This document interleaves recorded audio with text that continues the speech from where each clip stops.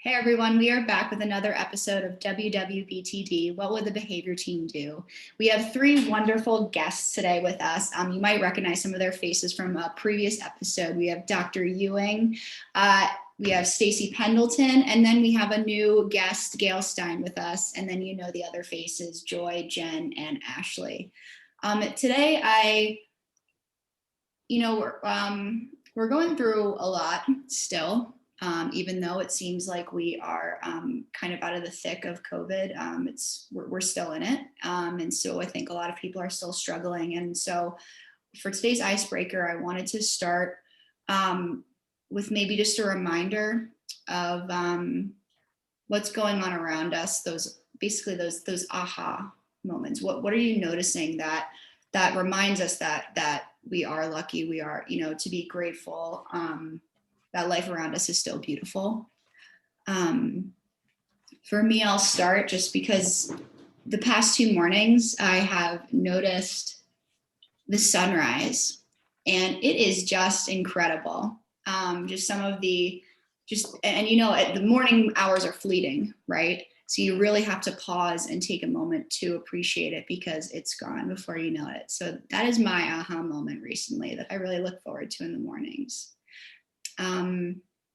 Joy, what about you? I would say mine's on the opposite side of your spectrum. I'm noticing that the days are getting longer, which makes me very, very happy. Last night I was walking my dog at almost 6 o'clock and it was warm enough to be without a jacket, and those longer days make me happy. Yep. Yeah, it did feel like spring yesterday. That was really lovely. Wonderful. Yeah. Although I've lived in Colorado long enough to know that we are not out of the woods. Oh, no, definitely not. Don't be fooled, everyone. Stacy, how about you? I know this is going to be controversial, but I really love the snow. Like, I've loved the snowstorms. I've loved seeing the trees covered in ice, and I know that it's wreaking havoc on half of the country right now, but I've really missed it. So I've been really happy to see the snow. Yeah. Yeah, I'm with you too. It's used to get really cozy and snugged up in the house, and I do love that. It's so pretty. Ashley. For me, this is like as of this morning, like, when you're getting ready and you're looking in the mirror, and like my aha, like I've been doing a lot of internal work and dealing with some things, but looking at my face, I'm going to say it without crying, but not going to say it without crying probably, but that I'm my grandmother's baby.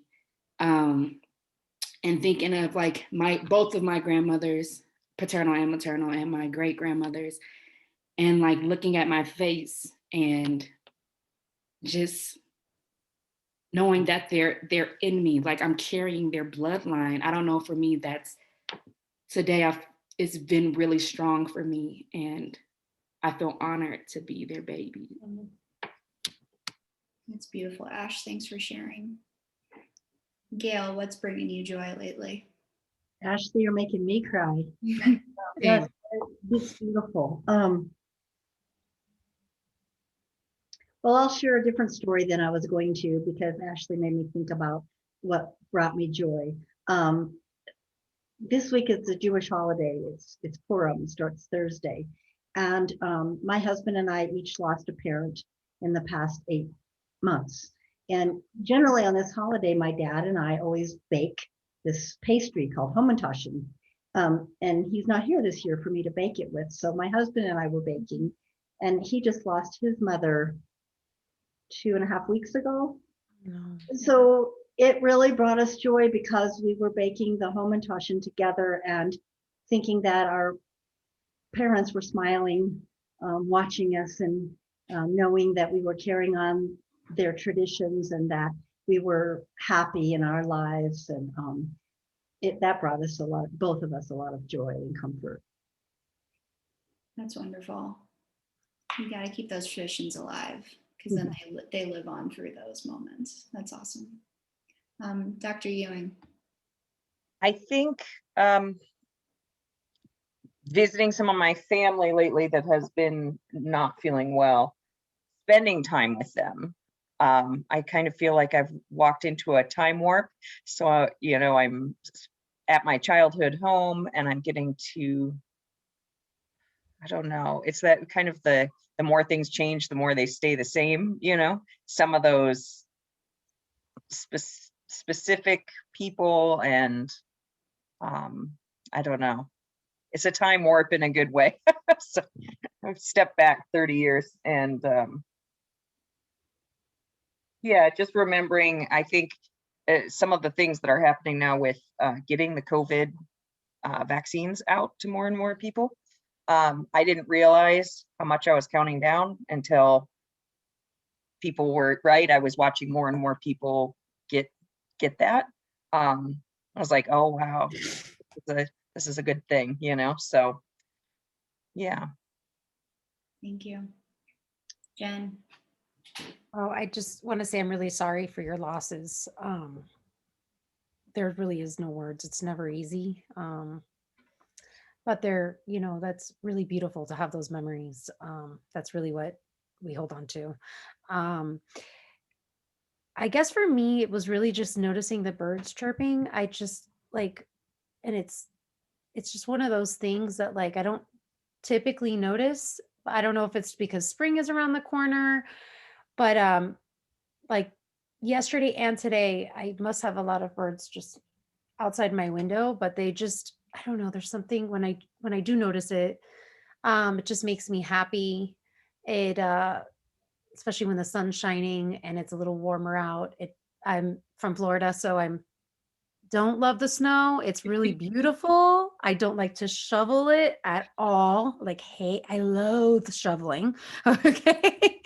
I can't wait till my kid is old enough and strong enough to do it. I'm like so ready. I'm like ready. But anyways, yeah, it's just noticing the birds and the sunshine. That makes me happy and it brings me in the moment. Thank you, Jen, and thank you everyone for being vulnerable today. I think it's just so important, these little reminders, because it can help with getting through some of these tough times, right? That we all are experiencing. This is a collective thing that we're all going through, and in today's episode, we want to be able to share some more strategies that might be helpful, but it really all comes down to love and that sense of belonging. So, Dr. Ewing, I'm gonna turn it over to you. Yeah, well, I was thinking of, one of the things that the three of us, Gail and Stacy and I, tried to do were what are little teeny things that all ages can do any day that they're needing to be reminded of that peace, that calm, that sense of belonging. And this is something that I took from another teacher, but I absolutely loved it, and I've seen it work really well with children. I think it works great for adults as well. And she did it as peace begins with me, but I think it's a nice way to start the day. And I like to say, love begins with me. I like that. And the first time my son saw it, he's like, that's silly. He was getting a little older, and then the next day I saw him doing it. He goes, it really works. So, it's something that we can do even if we were sitting next to people. They wouldn't even know what we were doing, or we could say it out loud. But I think that's another quick little 30-second reminder. A lot of us are helpers as teachers, counselors, parents, whatever, friends. But we can't fill from an empty bucket, from an empty cup, right? So how can we start with doing positive things for ourselves? And in doing that, in loving ourselves, we're also going to be able to bring that love and belonging to other people. So I was thinking that's one nice little thing to start the day with. Love begins with me. Yeah. I love it because it forces you to pause, right? And I think you without that pause in some way, whatever practice you're doing, you really do have to stop and turn inward for a moment in order to go to be outward again. And it's just, yeah, I love that. I'm probably going to be wowed throughout this because we haven't talked about these strategies, but how simple. I love it. That's wonderful. Yeah, I love it too.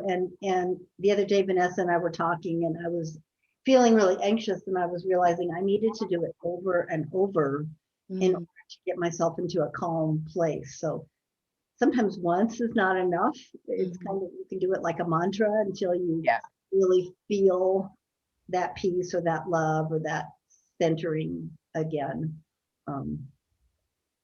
So for me, I had to do it several times. Good. I think I might be doing it all day today. I love it. Thank you.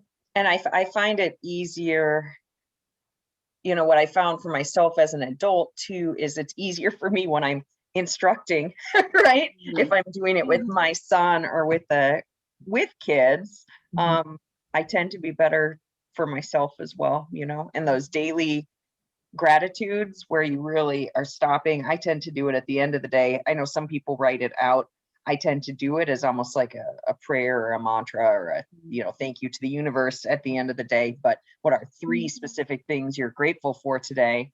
And I caught a long time ago, people will write, oh, I'm grateful for my health, my friends, and my family. And I'm like, no, that's not, that it doesn't work like that. You have to really think about that specific day and specific things, and really just kind of retraining our brain there. And my son has been on a new kick where he's trying to get me now because we do 3 or more. And so he'll go through my whole day because he wants to get it. So I can't come up with 3, you know, and he hasn't gotten me yet. And now he's like, oh, I'm at one of these someday, Mom, I'm going to get you, which is great. Right. Because then he's spending all his time thinking about all the things that both of us could be grateful for. But yeah, I think Love it's that. a good. Dr. Ewing, how old is your son? He's 10 now. Yeah. Oh my You know, I gosh. probably started doing it when he was a baby. I don't remember, you know, even before he could talk. And so he's used to that being our nighttime routine. But going back to when I'm not with him, even as a divorced family, I'll catch myself. I'm not as good about those things when he's not around, right? So continuing to remind myself like, hey, this isn't just benefiting him, this is benefiting me too. So Yeah. And how cool is that you're giving a 10-year-old boy those skills? I love it. that's the plan, right? Anyway, yeah.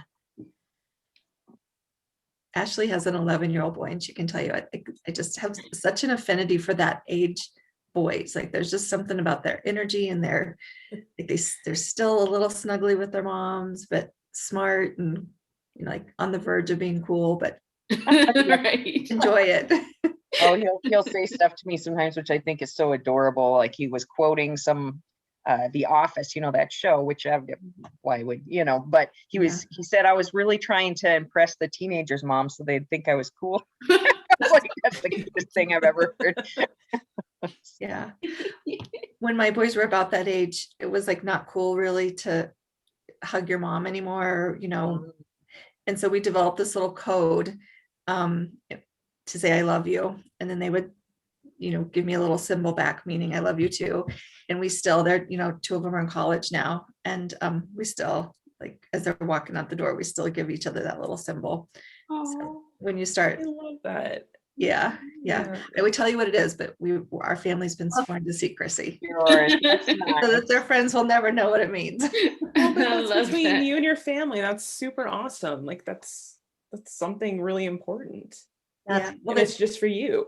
it is. And there's like another sort of funny story, and we're getting a little sidetracked, but it's a symbol, it's a series of numbers. And Dr. Ewing, I also divorced. And so, you know, 3 or 4 years ago when I was trying to buy a new house to move my family to, and I just couldn't decide. And there was this one house that half of our family liked and half didn't. And my middle son looked up and he goes, Mom, look at the numbers on the address. And it was our code. No. Yeah. I'm like, okay, I guess this is the house. I like looking for those little signs. The place I bought just over a year ago too, there was this interesting kind of, I hadn't seen it anywhere else, this statue that they hadn't taken down in the living room. And it was the statue that was in my childhood living room. And I was like, Oh, you know, God. time to buy it, right? those are chill making moments. It is, it's very cool. And that goes back to, right? If I think when we're in the right space, mentally, emotionally, whatever, that we can feel that. So what can we, you know, how can we harness that, I guess, so that we're more aware of those little, what feel like little miracles each day? Right. Right. That reminds me of Mr. Rogers, because he Yeah. has the 1-4-3 club, right? It takes 1 word to say I, 4 words to say love, and 3 words to say you. So it's even those coded messages matter. 11/11, that's my birthday, and for years my father often calls me at 11/11 on the phone, and my son will make wishes, you know, so if we're driving somewhere, something, well, it's 11/11, and we quick make a wish. Oh, that's cool. You guys are reminding me that there's a lot to be happy about right now. It's been a rough week at my house. So these little, I don't know, rememberings of, I don't know, just joy and peace are just really meaningful to me right now. I was just laughing to myself because I was thinking of Mr. Rogers with the 143. Right. And I was thinking when I had a beeper, okay, some of you may have had beepers, and some of you may have not. That was like my first form of communication, other than a payphone or my house phone, right? Which would stretch the cord all the way down the hallway. And it was like the longest cord I And could mess find. up that cord. I didn't feel like you were that cool, Jennifer. You had a pager too. But when I had the beeper, we had all these codes because that was the beginning of texting. That's how you text, was the Yes. codes. And 143 was the I love you, Mhm. code. And 123, I can't believe I still remember this stuff. I think it was like 123 was like I miss you or something. It's just it's fucking- that brought joy to my heart. Thinking back on like the original texting was numbers, codes. So that's funny. And it only took 30 minutes to send a sentence. Unbelievable. And you could figure out how to write some words upside down with the letter, with the right. numbers. Oh my gosh, I remember that. I remember doing that on my calculator in school. Yeah, Uh-huh. right. Basically, that's what it was like. Yep.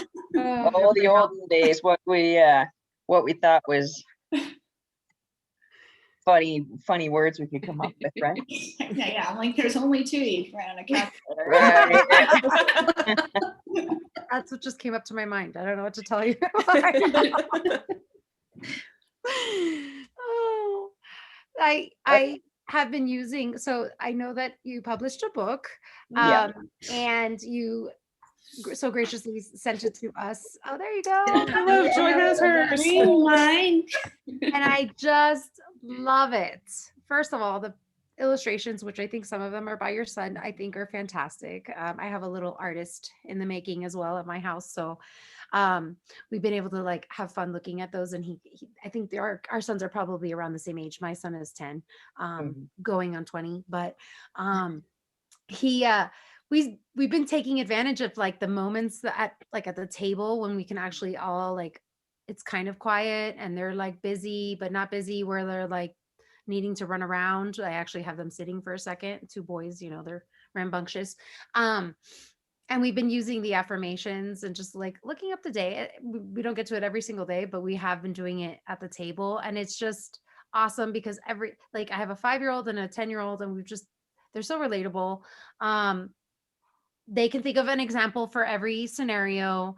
And I don't know, it just gives us a moment to have something to talk about that isn't just like, hurry up, get ready, go school, orders and trying to get through to the next thing that we got to do, or what did you eat for school, for lunch today, or whatever, those silly little simple conversations that happen. But it gives us something a little bit more deep and able to talk through some situations that actually kids are going through every single day. So I was really hoping that you would talk a little bit about your book, because it really I love it. I just absolutely love it. Like, Thank you. We, going back to the right time and the right people coming together, it was an idea that I had like a decade ago. And it had to do with those little teeny things you can do each day to better your life, put yourself in a good mind space. You know, little techniques to just get your day going or ending on a good foot. And in my family, 12-step programs were a big deal. My father's at one right now. And my mom and dad would both read those little 3-minute, a lot of churches, synagogues, places of worship do that as well, right? You have the daily reader. So you open up to any day of the year and you have a beautiful thought that's positive and uplifting and makes you ponder. And it bothered me, you know, all of us, Gail, Stacy, and I work with all ages, and in particular, some little ones as well, like preschool, elementary. And I thought, there's nothing to help these kids in this way. Everybody else has this. And gosh, you know, I think a lot of times people think, oh, they're little, they don't, right? I can remember working at an elementary school, and down through kindergarten, I was starting a group, and I said, well, what are some of the things you want to talk about? And stress and anxiety still came to the top of the list. And people are right. Well, they're 5. Why are they stressed? They feel the same things that everybody else does. So, but nothing had happened with that book forever. And Gail and Stacy and I love working together, and Gail is moved on to a new position now. But as we started working more, I didn't have the everything needed.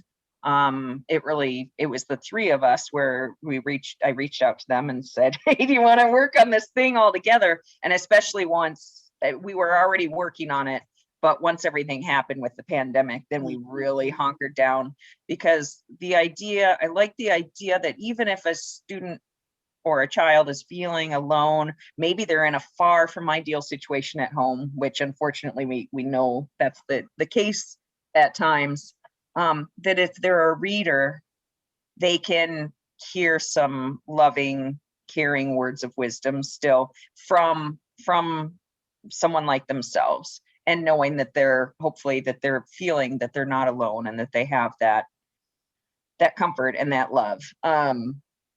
And so when it was meant to happen, it happened. Yeah. And then kids from all over, we had an art contest, actually, although yes, so some of our kids and grandkids are represented in that book.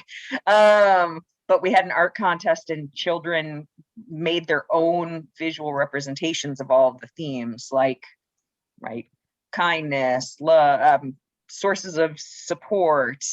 What does perseverance look like?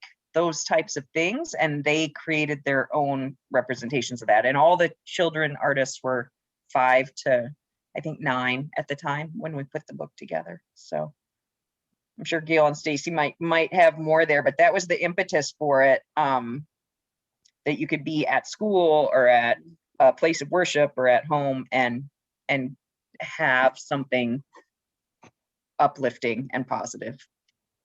Yeah, and it gives the parents something, like, you know, when you're like, I don't know what, you know, how to address these things. It's so straightforward, and it, you know, gives it's like a conversation starter, like I said, for parents, especially when you don't know how to talk about these things. Because I mean, a lot of us grew up where we didn't talk about problems. You suck it up, and that's how you deal with it, you know. So that I really do appreciate that part. Yeah, that it's helpful for parents too, you know, if they want to, they want to take an initiative in that, you know, supporting their students socially and emotionally, that they have that to start with. So I love the daily thought for today. I don't know if any of you know what it is. But giving I have yourself not looked permission- at today's yet. It's What is giving today's? yourself permission to nap. And you know, I laid down yesterday and I felt guilty but my body was just like, okay, you just need like 20 minutes. So today I feel better that I wasted that. I didn't waste that time yesterday, that I took what my body needed. The other thing I love about this book, and I don't know if we can show it, but it's like your the pictures of you as children in the back. And then you can just tell, I'm going to try to show this. I don't know if it'll work. Just this picture of you all being so silly. Just also brings me joy, and also just shows that you all really, really like each other. So it just And we comes had to through do in it the- on Zoom. Yeah. Like, that was depressing. We were like, how can we actually get together to take this picture? Oh, we can't. It's a pandemic. Let's just do Zoom. I One day. love that too. It Time. marks the time. Like it marks the Definitely. time of Yeah. what's happening, what everyone is going through. And I'm Yeah. with Jen on it. It helps you begin conversations that maybe, especially as a parent, that you, it's like, okay, I can only, for me, it's like maybe I only feel like I can or only know to bring it up in the situation, which is not helpful, right? It's not helpful. So now when everyone is sitting and we can explore things that are happening in our lives, and that kind of gives the basis. It gives permission, back to that permission, like permission, permission and that, but it gives permission to now, like, we can have some of these conversations and explore some of these things that you could be going through, or, it gives you that space to do it at a time where you're like just cuddled up, or like you said, at the dinner table, or it creates the space, which I can 100% appreciate. It creates the space. Yeah. It was therapeutic. We talk about journaling being good at all ages, right? But there were days when we were writing where it would be, because the themes are the same. It might be a little different. It might be a friend being mean on a playground, or it might be, an ex-spouse that's being a stinker. So there were times, a lot of times it was from, like, my son will be like, oh, that's that, where we used our own experiences with that our kids or kids we taught or others were going through, obviously, as a base. But I would do it for myself sometimes too, like, my friend's not being nice. And really it's like, I'm talking about, whoever.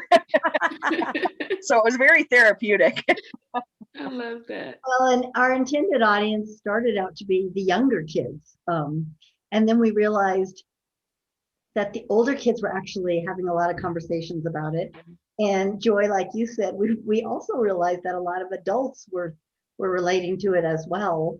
And that was not something that we had intended, but it was an outcome of the book. It's Yeah. actually kind of funny how many adults have contacted us and said, I don't have any kids, but I've been reading your book and following along, and this applies to me. So it just shows you how universal these themes are and the circumstances that people have. Like, it's just, that was really surprising. And the way it's written, just with the it's not a yearly calendar. You can start it over and over again for any season of your life, or and it doesn't matter where you start. You can pick up on January 20 or February 23rd, or you can start on April 4th or whatever. So, Or if you're struggling with one thing, right? Like Yeah. not feeling much love and support, you could look at the beginning and say, I'm just going to focus my readings or my focus for this month on sources of support, right? Or gosh, I'm really dealing with, I'm stopping myself. I'm just focused so much on everything needs to be perfect that I'm really hurting myself in that way. And you could just focus on that for a while. Yeah. For Yeah. those- So it has 12 themes. Yeah. Okay, yeah, thank you, Joy. Yeah, because for those people who don't know, it is broken up into different themes, and they're kind of like scattered throughout. However, they do have different symbols that are coordinated with them. So that's why, you can look in the beginning and kind of filter it out through that way. Yeah. And I'm happy you said that too, just as a person that's like, no, no, I'm not gonna go to April 4th because today is February 20th, and it's like, no, like, like different ways of doing it. Like here's the, the kit, and here are different ways you can use the kit, and you don't have to go through dates. Like you say, you can go through themes, and it could be like a moment that's like, well, yeah. And it's like, for me, it's like, no, it wasn't that clear. Like for me, you know, it's like, no, I will force myself like, no, I really want to see this one, but I can't go there yet.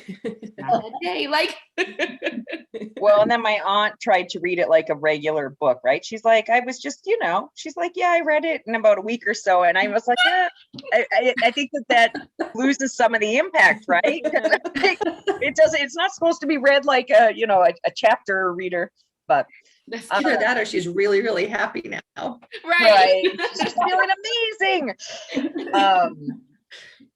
You know, going back to what you had asked earlier, Kate, about talking about the base that we all need to feel that love and belonging for kind of everything else. It's a basic need that we have. One thing that I always thought was helpful when I was working with little kids and teenagers, but adults too, they're like, this is good advice. I'm a teacher by trade, so I always end up putting things on like a Likert scale or a grade, but I say picture 1 is like the worst day ever and 10 is the best day ever, right? You could not be feeling better or you could not be feeling worse. And a lot of days we're kind of at around a 5, right? And I know at the beginning of everything, you know, my number was probably a bit lower, but let's just say we started our day at a 5. It's not good, it's not bad, it's like a C, an average day. Who are the people that, not as a general rule, by and large, we walk away feeling like a 7 or an 8 when we started as a 5? And then who are the people that, as a general rule, we walk away feeling like a 3 or a 4 when we started as a 5? Because I realized, and I used to do this as a kid too, right? I'd be like, but she's my best friend. But like I would walk away crying 3/4 of the time that we hung out together, you know? And I think people want to put value judgments on it as well, but it's like, it's not, you know, someone can still be a family member or a friend, and that doesn't mean that they're bad or that they're anything, but for whatever reason, you're just not jiving right then and they're not lifting you up. And we want to spend a little less time or mental energy with the people that are pretty consistently taking me from a 5 to a 4 or a 3. And we want to fill our lives with a bit more of the people and the things, right? It could also be things, hobbies, whatever. What are the things in our life that bring us from a 5 up to a 6 or a 7 or an 8 consistently? And it's so simple, and yet it's kind of an aha, right? And so again, sometimes family, I'll say, well, who's your chosen family, right? Or who really lifts you up? And let's and if we're having trouble thinking of, let's spend some time building more of that, right? Follow that feeling to continue to build that in our lives. Does everyone have it? And that could be a good thing to do even today, right? After we're I was done doing it right talking. now as you were Reach out to saying, someone and be like, you make me feel like a 7 or an 8. They'll be like, why not a 10? But you know, right. tell me, you make me feel like a 10, you know. Yeah, I was literally love running that. through the people in my life, just like, you know, and I think that's something like naturally, like as I feel like as I got older, so I think this is such a great tool for kids because as I got older, I was able to start becoming more aware of, I mean, I don't know if that happens to everybody, but more aware. My parents never told me not to be friends with anybody. It was like, they never once said that person's not good for you. My dad pretty much, and my grandmother raised me and just let me figure it out. And, you know, I would weed through friends every now and then. It was like, oh, yeah, no, that's enough. I've had enough of you or whatever. And I kept a lot of friends. I have like a huge group of friends. But as I got older, I think was more aware of that. And I mean, had to kind of like suffer through it, I guess, you know, like go through all of those tough times in relationships before as I got older, I was like, okay, I'm learning like from this. But yeah, I think that's a really great way to for kids to visualize. That's something that they can relate to and picture to start, because even my son goes through that with his friends. Like it's every day. I know he's in that age where he's in 4th grade. They're just learning about relationships and who's good for you, who's bad for you. And And I try really hard not to tell him, you know, because I think of my parents and how they let me, but also I think that that would be a really helpful way just to teach him to gauge it Yes. on his own at a younger age. Right. And it's just healthier. Yeah. Yeah, let him self-evaluate. Mhm. Yeah, but I like it because it gives like a little bit of structure to do it. It's not just, hey, how you feeling about this person, and like hope Right, like go, get what you're saying. But I agree with you, Jen. I relate in that as I get older, I am more aware. But for me personally, it takes a long time for me to realize or to decide to cut someone out or spend less time with. And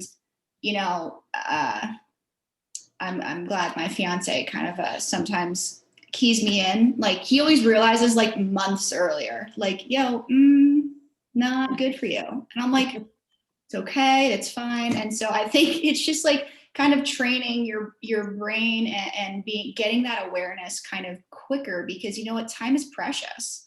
And you want to spend the time that you have here with people that you love and that build you up. So I do think it's so important, and you don't want to just wait until it's like, oh well, they really hurt me now, so now I have to, you know what I mean? So if you can kind of figure that out sooner, it would just be healthier for everyone. Well, it kind of reminds me of the on the other end, thinking about how we can be more loving and supportive of others. That old adage, is it kind, is it true, and is it necessary, right? And that's one of the things that I found so difficult as a kid, where people was like, you could almost see like, oh, someone said something bad about you. It's like, why are you telling me this? And most people, I see that happening more for kids. Like, okay, it might be true, but is it kind? Okay, then I don't need to pass it along, right? And is it necessary? Like, what is the true benefit of them knowing, And every once in a while I have to say that to adults too. Yeah. Adults will be like, Vanessa, did you know? And they want to tell me this horrible thing. And I'm like, I didn't know, and I wish you would have just left it that way. If you wanted to, if it's something where someone says something that sounds kind of not appropriate or kind about me, if you want to say something on my behalf, that's great. But like, I don't, well, why, right? Like, why tell someone those things? I don't know. But I think it's kind of in the name of, I don't know, a shared secret, or maybe, well, don't you want to know if something's bad's happening? Not so much. No.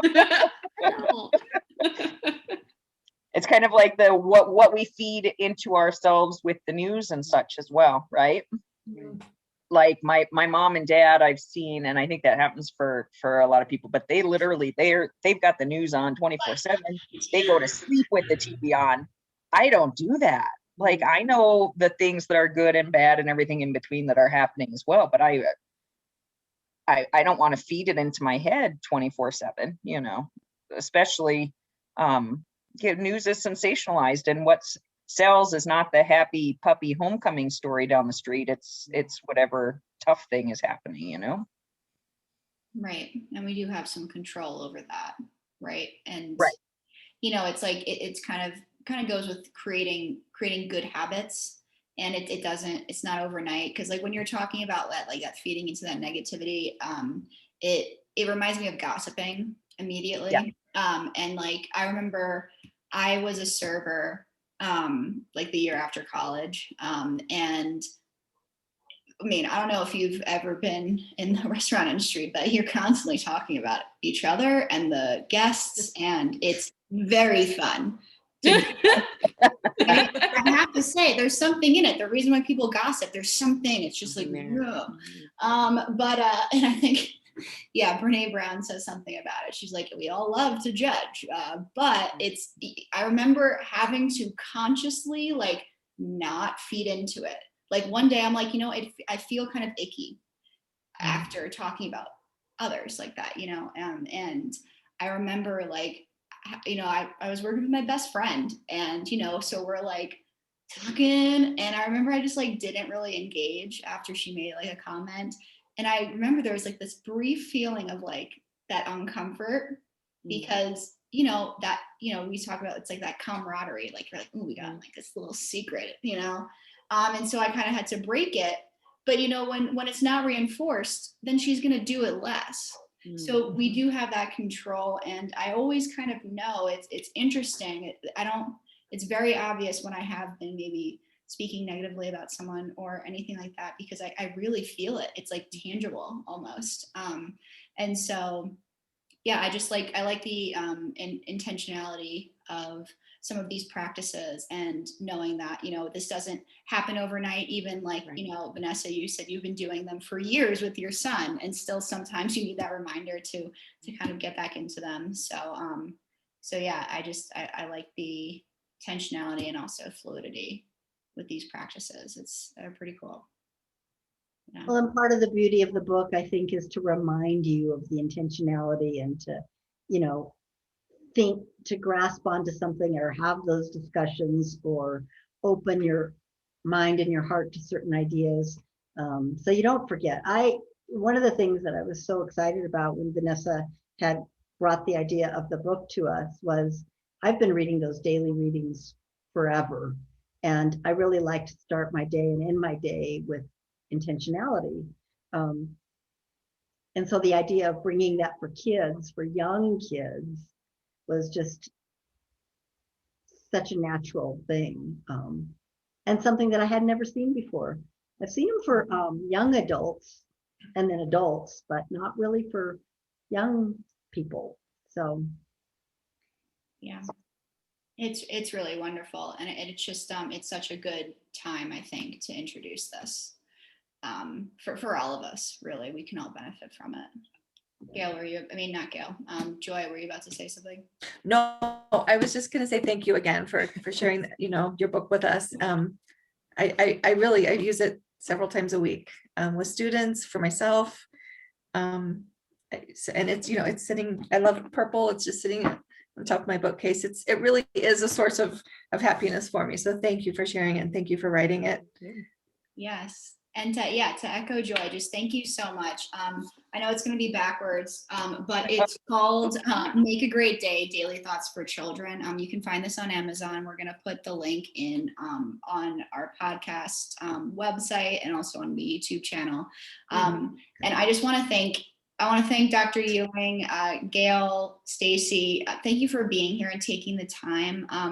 I think we all really needed this. It was a really wonderful reminder of just, the gratitude and the love that's all around us, and also some really good practices that we can kind of keep us in that mindset. So yeah, just thank you. Thank you so much. And of course, Jen, Ashley, Joy, as always, we love having you here. So yeah, we'll put information on the website again, and thank you so much. We'll see you next time for another episode. Thanks, Kate. Bye. Bye.